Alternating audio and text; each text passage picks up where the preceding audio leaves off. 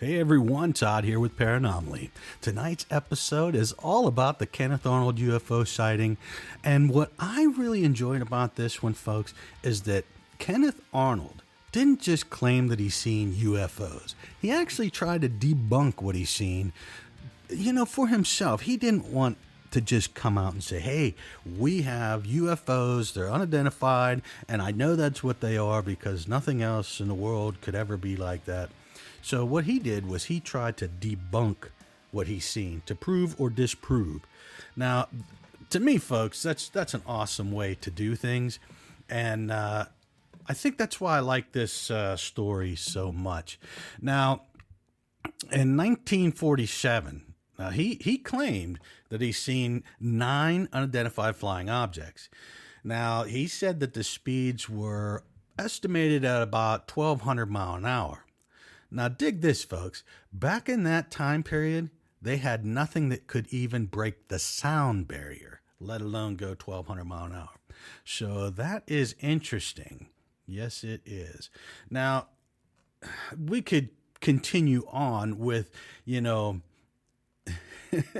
interesting things that could and couldn't be. But for himself, I really got to give the guy credit for at least trying to figure out a possible explanation. So back on June 24th, 1947, Arnold was flying from Chehalis, Washington to Yakima, Washington. Now, as a private pilot, he was flying a Call Air A2 and was on a business trip.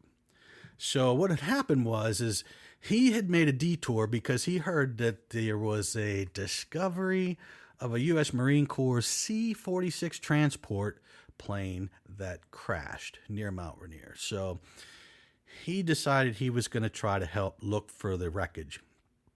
So now a few minutes before 3 p.m., it was probably 9,300 feet or so, near Mineral, Washington. He had to give up his search because he had to keep heading towards Yakima.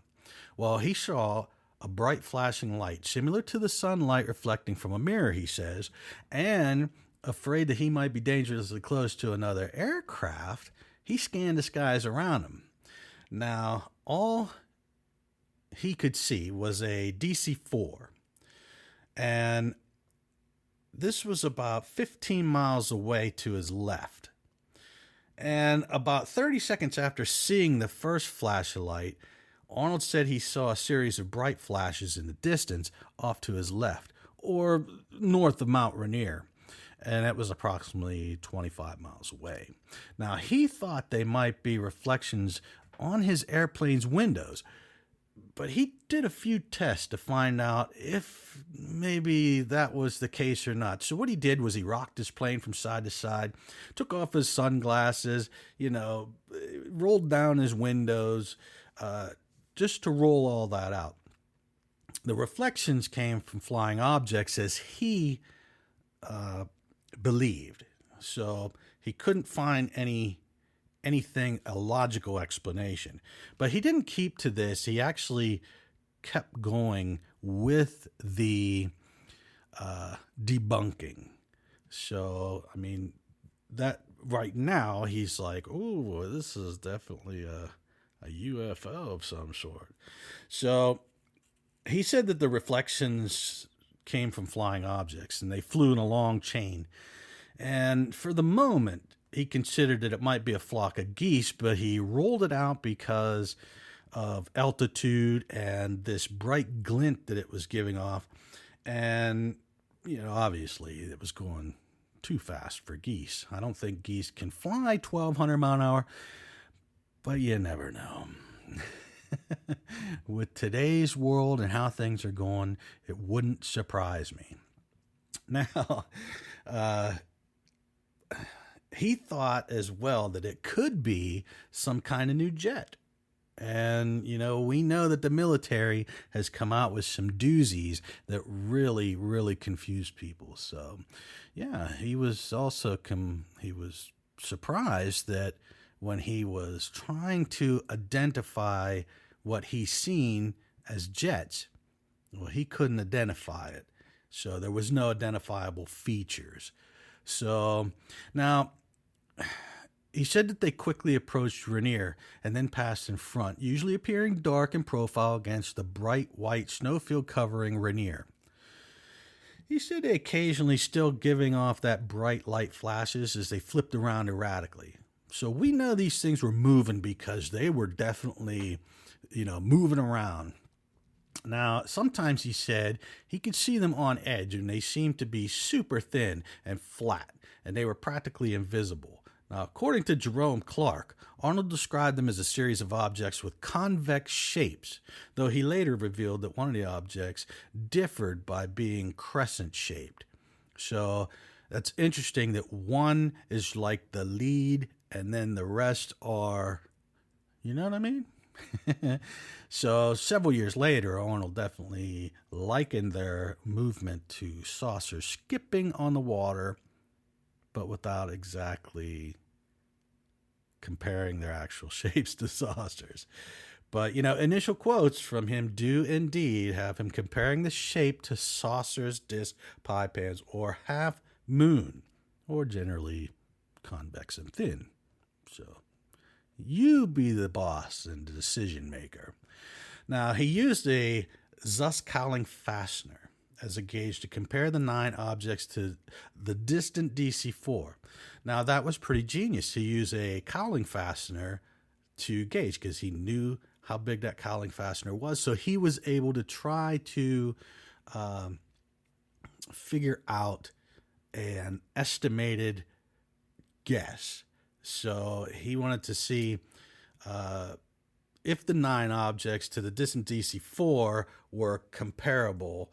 So he estimated their angular size as slightly smaller than the DC-4 and about a width between the outer engines, which was approximately 60 feet.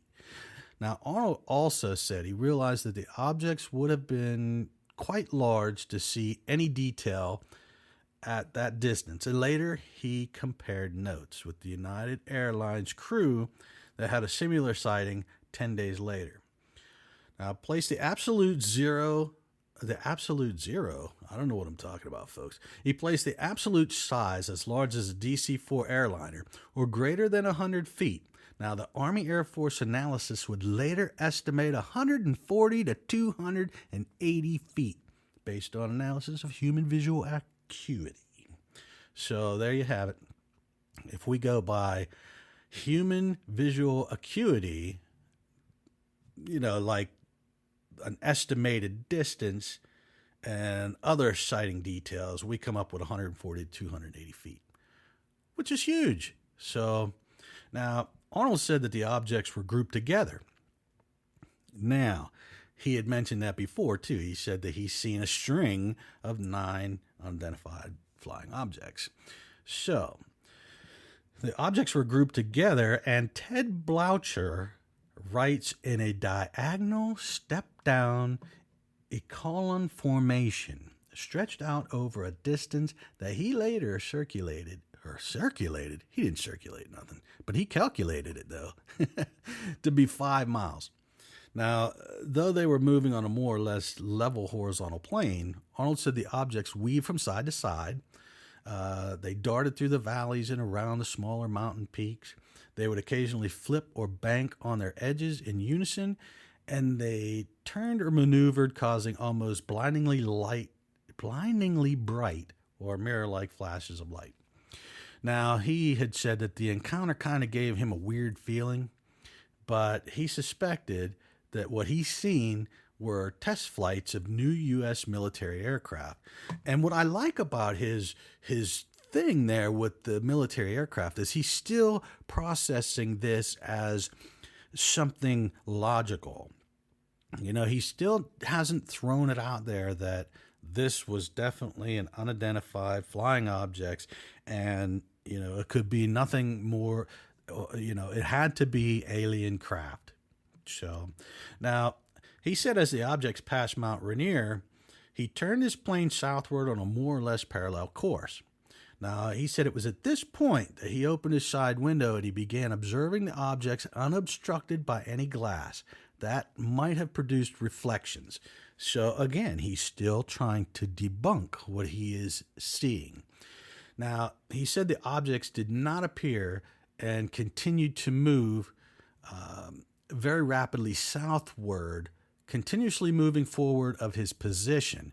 And he said, curious about their speed, he began to time the rate of passage. He said they moved from Mount Rainier to Mount Adams. And then he said they faded from view at a distance about 50 miles in 1 minute and 42 seconds, according to the clock on his instrument panel, which he later had time to do the calculation, and his estimated speed was over 1,700 miles an hour. Now, this was about 3 times faster than any manned craft in 1947. So, I mean, yeah. So, not knowing exactly the distance where the objects faded from view, Arnold conservatively and arbitrarily rounded this down to 1,200 miles an hour. Now, that's still faster than any known aircraft. And we haven't broken the sound barrier as of that time. So even if his guess at 1,700 miles an hour, and he rounded it down to 1,200 miles an hour, 1,700 miles an hour, good gravy. Now, Arnold landed in Yakima at about 4 o'clock in the afternoon, and he quickly told a friend, an airport general manager, Mr. Al Baxter, the amazing story. And before long, the entire airport staff knew of his claims. He discussed the story with staff, and he later wrote that Baxter wouldn't believe him. I mean, come on. This is something that I wouldn't tell anybody neither back in 1947. I mean, didn't they used to take your pilot's license or something like that? So, I mean, he was pretty brave. So, now, Arnold flew on, and he went to an air show in Pendleton, Oregon, and not knowing that somebody in Yakima had already phoned ahead to say that Arnold had seen some strange new craft. It was at that time that Arnold studied his maps. He determined the distance between Mount Rainier and Mount Adams. He calculated the rather astonishing speed that he had figured out, and he told a number of pilot friends and wrote in his account to AAF Intelligence that they did not scoff or laugh. So, I mean, AAF Intelligence did not laugh at him, so they were taking it pretty serious. Instead, though, they suggested that maybe he's seen a guided missile, some kind of new technology.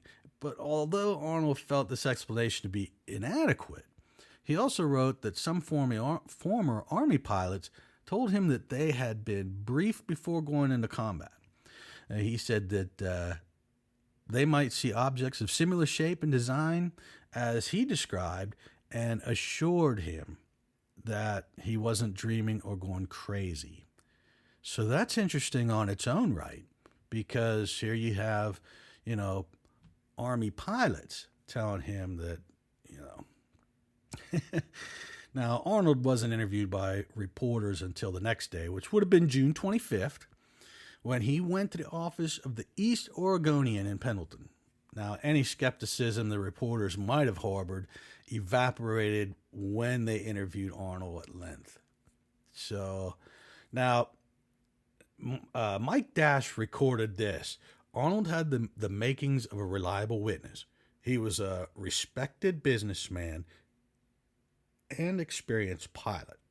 He seemed to be neither exaggerating what he had seen nor adding sensational details to his report.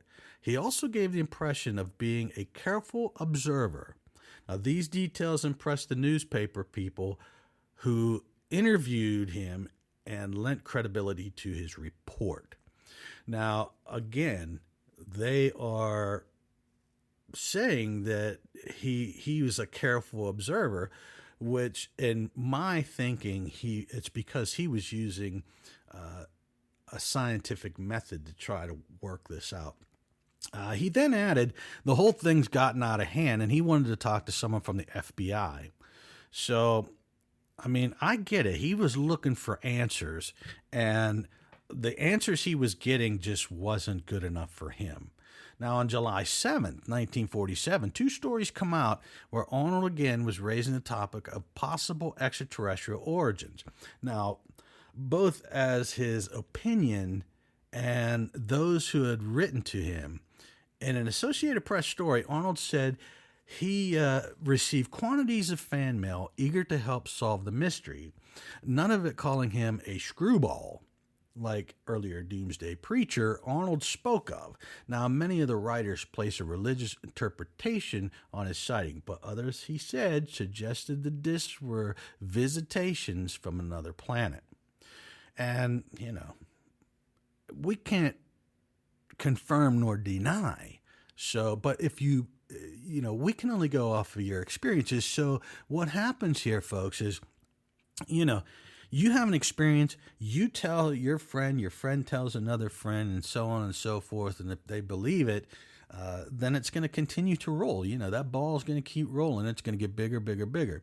Now, Arnold, he said, added extra feature to his plane in the form of a movie camera. And he said he'd definitely take it with him on every flight because he wanted to try to get photographic proof. I don't know how easy it would be to get photographic proof of something going 1,700 mile an hour or even 1,200 miles. In fact, even 500 mile an hour.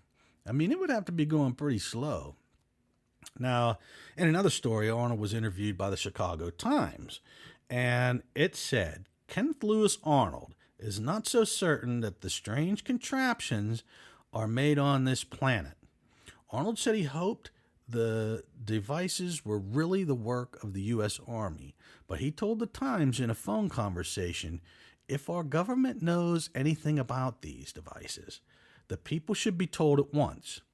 A lot of people out here are very much disturbed. Some think these things may have been from another planet, but they aren't harming anyone, and I think it would be wrong to shoot them down. So even if it says he didn't want them shot down, even if it can be done, he said their high speeds would completely destroy those craft.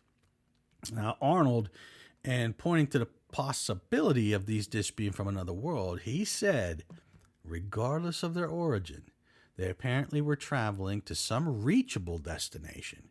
Whoever controlled them, he said, obviously wasn't trying to hurt anyone. And he said discs were making turns so abruptly and rounding peaks that it would have been impossible for human pilots inside to have survived the pressure. So he too thinks they are controlled from elsewhere, regardless of whether it's from Mars, Venus, or even Earth. So, that's interesting. He had a good perspective right there. Now, in his Associated Press story from July 19th, Arnold reiterated his belief that if they weren't Army, then they were extraterrestrial. I mean, obviously, if it's not our government or any of the armed forces, well, now we got to start looking at other things. That doesn't mean that some other country couldn't have come out with something like that. I mean, obviously, but yeah. Now, the ex-University of Minnesota swimmer and football player says he now believes that, one, the discs are not from any foreign country, and two, the Army could give the answers if it would. If they don't have the explanation now, they certainly could do something to find it out. And then three, if the Army has no explanation, the discs must be, and I know this sounds crazy, from another planet. So, yeah, that is interesting stuff there. Now, in April 1949, in a skeptical article in the Saturday Evening Post titled, What You Can Believe About Flying Saucers. Now, Arnold was likewise quoted, and I quote this, since my first observations and report of the so-called flying disc, I've spent a great deal of money and time thoroughly investigating the subject. There is no doubt in my mind but what these objects are aircraft of a strange design and material that is unknown to the civilization of this earth. How did he come up with this? How did he come up that it was built with a material that is unknown to be civilization of this earth? See, that's really fascinating because unless you actually touch that material, then you can't say it's from an unknown. It's unknown because he doesn't know. All he did was see something that he assumed was UFOs. Now, Arnold's sighting was partly corroborated by a prospector named Fred Johnson on Mount Adams, who wrote AAF Intelligence that he saw 6 of the objects on June 24th. And that was about the same time that Arnold saw his. Now, he viewed these through a small telescope, and he said they were round and tapered, sharply to a point in the head and oval in shape. He also noted that the objects seemed to disturb his compass. Interesting stuff right there. Because, a lot of people that claim UFOs also claim about compasses and odd things happening to instrument panels and things like that. Now, an evaluation of the witnesses by AAF Intelligence found him to be credible. So they're kind of buying into his story. But ironically, Johnson's report was listed as the first unexplained UFO report in Air Force files. So that's kind of like a bum deal. Now, Arnold's was dismissed as a mirage, yet Johnson seemed to be describing a continuation of the same event as Arnold's seen. So, they're stealing his thunder here, folks. Arnold was the one that was telling people. And, they're just going to say, forget it. I guess the more people that come out and start to say, the more they take it serious, I guess. Now, the Portland, Oregon Journal reported on July 4th, receiving a letter from L.G. Berner. I think that's how you pronounce it. Bernier, maybe. Of Richland, Washington. And that was about 110 miles east of Mount Adams and 140 miles southeast of Mount Rainier. Now, Bernier wrote that he saw 3 of the strange objects over Richland, flying almost edgewise towards Mount Rainier, about 1/2 hour before Arnold. Now, Bernier thought the 3 were part of a larger formation. He indicated that they were traveling at high speeds.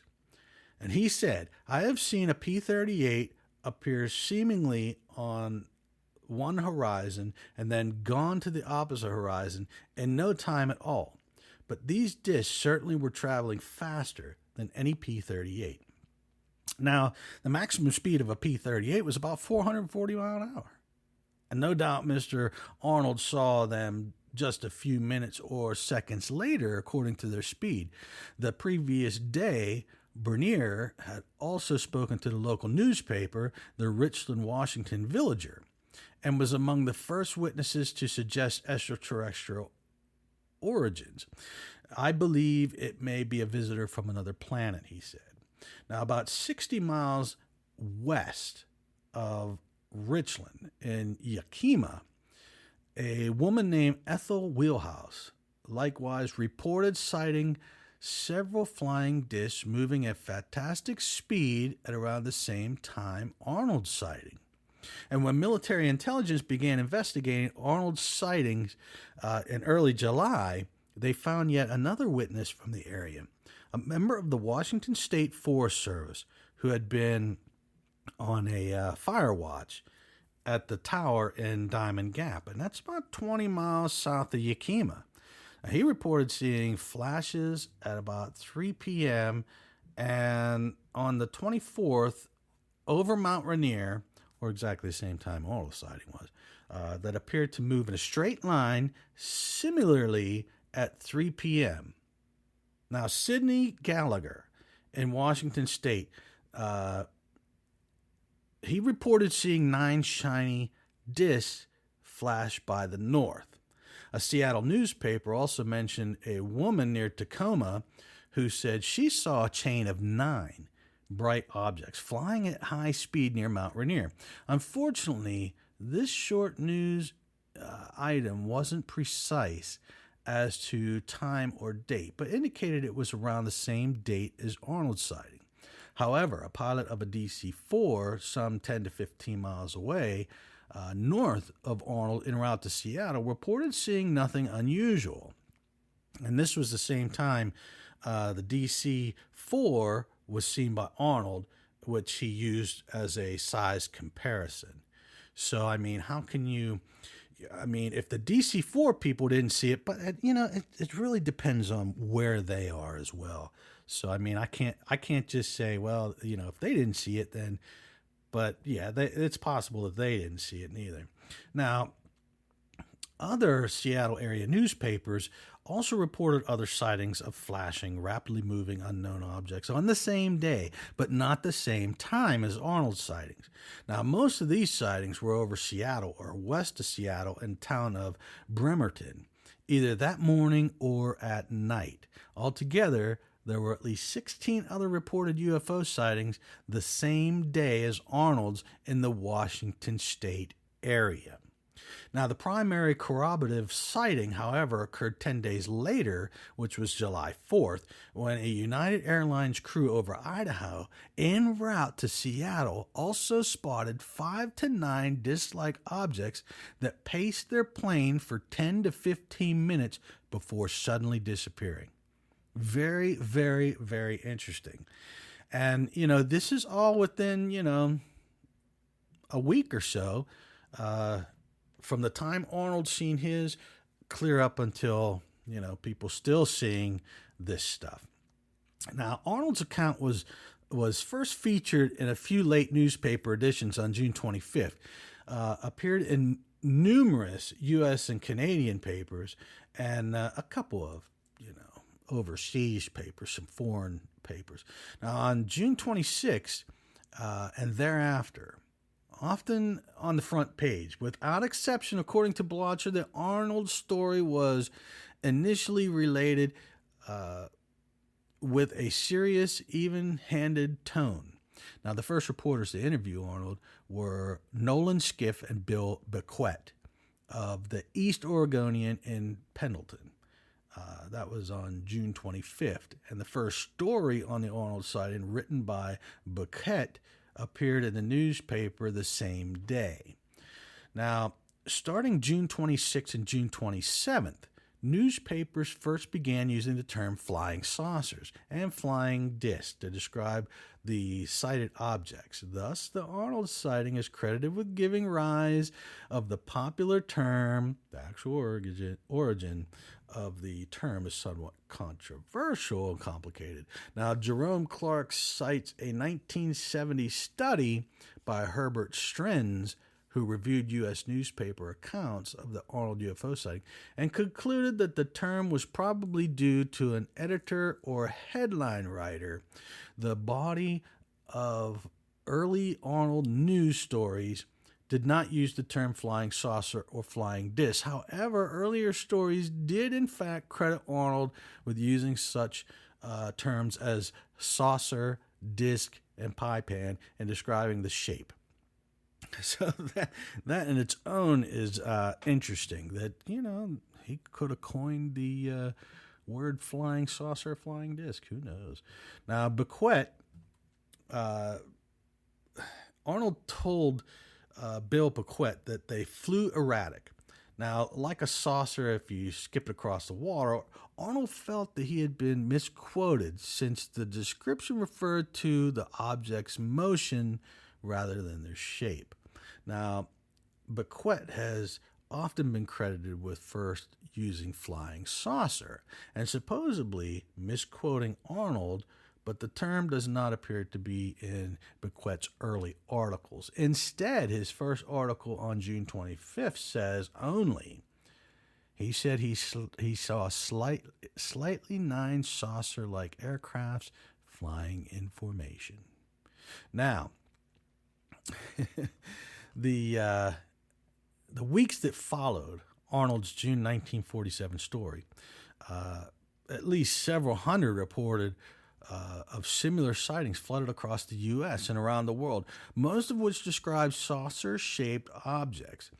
Sighting by U.S. Airlines crew of another 9 disc-like objects over Idaho on July 4th probably garnered more newspaper coverage than Arnold's original sighting and opened the floodgates of media coverage in the days to follow.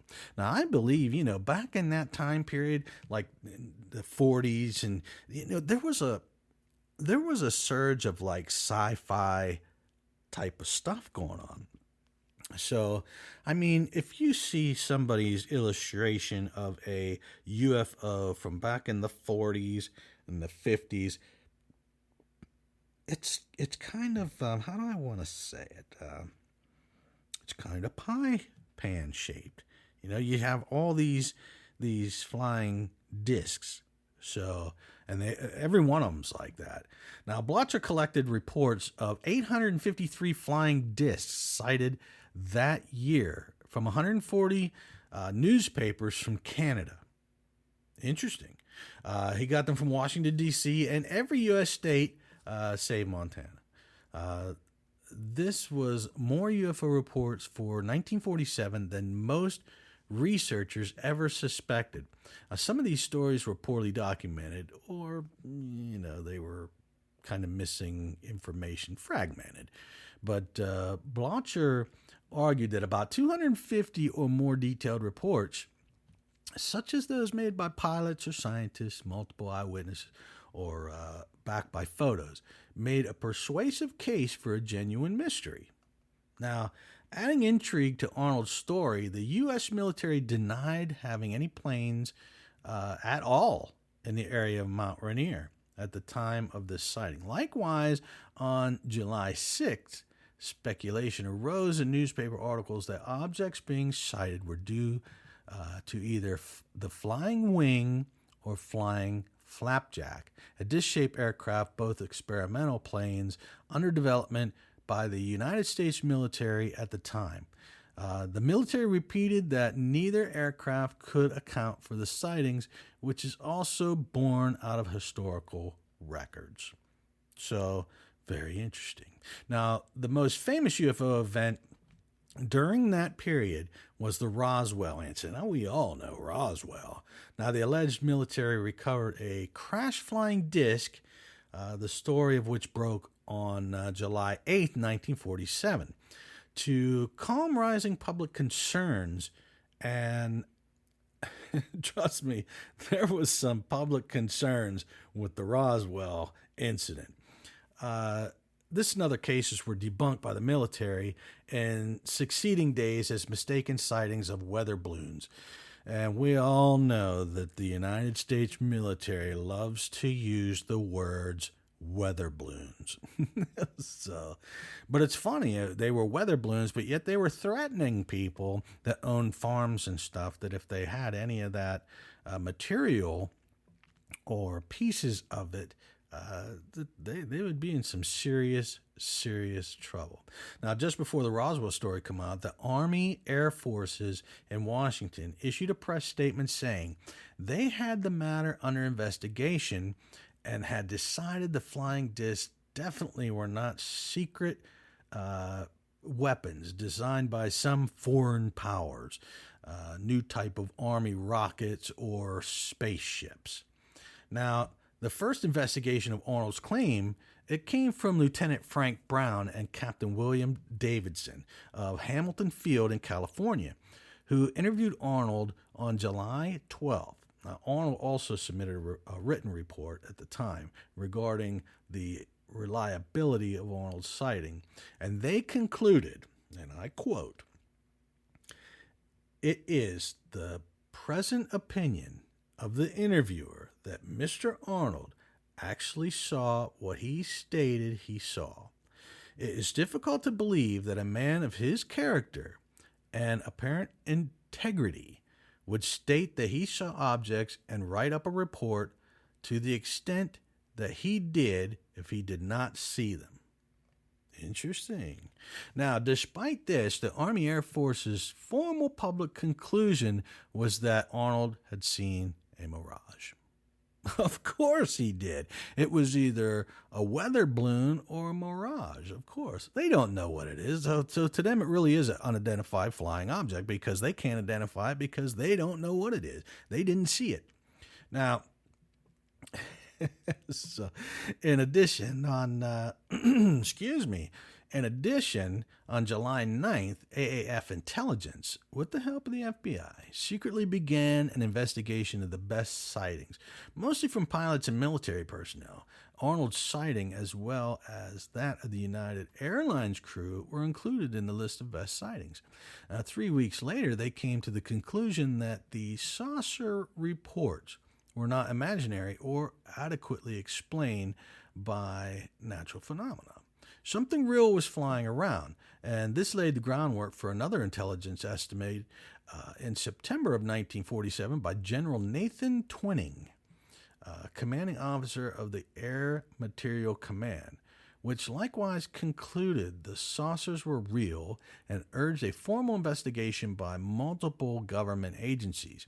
This in turn resulted in the formation of Project Sign at the end of 1947, the first publicly acknowledged U.S.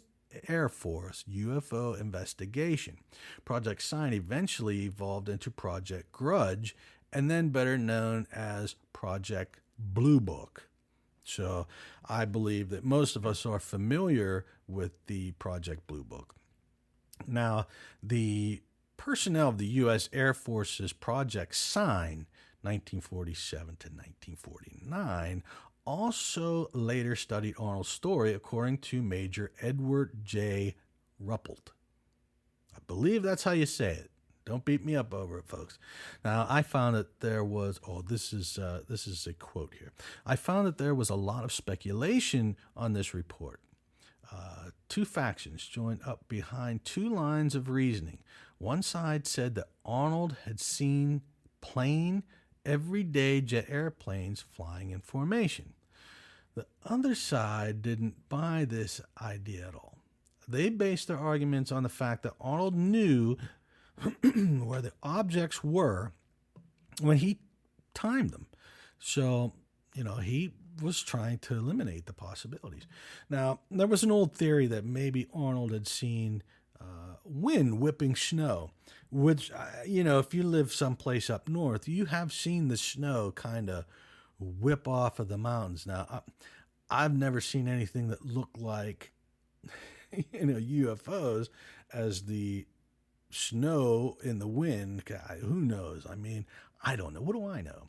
Now, he thought that he's seen wind whipping snow along the mountain's ridges. So he asked Air Force investigators about this. I've got a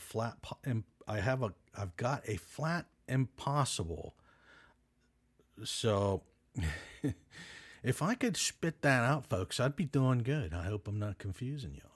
Now, Stuart Campbell has said that the objects Arnold reported could have been mirages of several snow-capped peaks in the Cascade Range, which is very possible, I'm guessing. I mean, you put something in front of that, whether it is some kind of natural anomaly like a bald spot from snow. There's no snow in that area. And if you see it just right, I mean, it's really going to look like something. Now, Campbell's calculation of the object's speed determined that they were traveling at roughly the same speed as Arnold's plane, indicating that the objects were in fact stationary. Now, mirages could have been caused by temperature inversions over several deep valleys in the line of sight, which is very possible. I mean, it's definitely something to look into, because I don't know of anybody that's just going to jump to the conclusion of UFOs or paranormal or ghosts or anything without actually physically being able to conduct some kind of visual, they're going to need some more proof. Now, Phillips Class cited an article by Kay Davidson in the San Francisco Examiner in arguing that Arnold might have misidentified meteors on June 24th of 1947. James Easton was the first of several skeptics to suggest that Arnold may have misidentified pelicans. The birds live in Washington region. They're rather large, with a wingspan, some of them, of over 9 foot 8 inches. They have a pale underside that can reflect light, they can fly at rather high altitudes, and can appear to have a somewhat crescent-shaped profile when they're flying. So that's an interesting thought too. But can they fly at 9,500 feet? I mean, I don't know. That's quite a high distance. Now, in response to skeptical explanations, Bruce Maccabee, let's get it right, Todd, says in a meteor theory would require impossibly slow speeds and duration for brightly glowing meteors on the horizontal trajectory. He says it is impossible for a bird to be as bright as reported by Arnold, and that birds, which could not fly as fast as Arnold's plane, would have steadily moved backwards, not forwards, relative to his position. Now, Donald Mckenzie was a Harvard, I almost said Hartford. Now, Donald Menzel, I don't even think I said his name right. Donald Menzel was a Harvard astronomer and one of the earliest UFO debunkers. Now, over the years, he offered several explanations for Arnold's 1947 sighting. Now, Bruce Maccabee disputed Menzel's explanations in a 1986 monograph. In 1953, Menzel suggested that Arnold had seen clouds of snow blown from the mountains south of Mount Rainier. Now, according to Maccabee, such snow clouds have a hazy light, not a mirror-like brilliance Arnold reported. So further such clouds could not be in the rapid motion reported by Arnold, nor would they account for Arnold first seeing the bright objects north of Rainier. Now, in 1963, Menzel proposed that Arnold had seen orographic clouds or wave clouds. Maccabee says this conflicted with testimony from Arnold and others that the sky was clear, and again can't account for the object's reported brightness and rapid motion over a very large angular region. In 1971, Menzel said that Arnold may have merely seen spots of water on his airplane's windows. Now, Maccabee says that this contradicts Arnold's testimony that he specifically rolled out water spots or reflections shortly after seeing the 9 UFOs. And for example, the early Bill Bucket article on June 26th in the East Oregonian has Arnold saying he at first thought that maybe he was seeing reflections off his windows, but he still saw objects after rolling it down. How interesting, folks. I mean, you have to think about it logically. Now, here's a guy that claims that he's seen 9 UFOs. Now, of course, the government, they're going to say, well, that was just a weather balloon, or, that was just whatever. But, and of course, you're always going to have your skeptics out there that are like, yeah, whatever, we know that it's full of malarkey. So, and then, of course, you're going to have like the diehard believers. They're going to be the ones that are like, oh my God, let's run for cover because, they're going to come get us. We're going to have an alien invasion. But it's up to you, folks. What do you believe? I mean, I hear different cases all the time of people claiming that they seen UFOs. They have some kind of footage they took from their cell phone, and now, we don't know what it is. Now, some of the things that we can look and identify quite easily just by a little bit of study. But some of them, I have no idea. I've seen a lot, and I just cannot fathom what some of these things are. Now, I know we have tons of, Earthlink satellites up there. I mean, there's thousands, but it's hard to tell right now what we're seeing. And back in those days, in the 40s, the 50s, the 60s, we didn't have all them satellites. So what could it have been? Yes, we did have technology that the government was working on, such as the flying wing and things like that.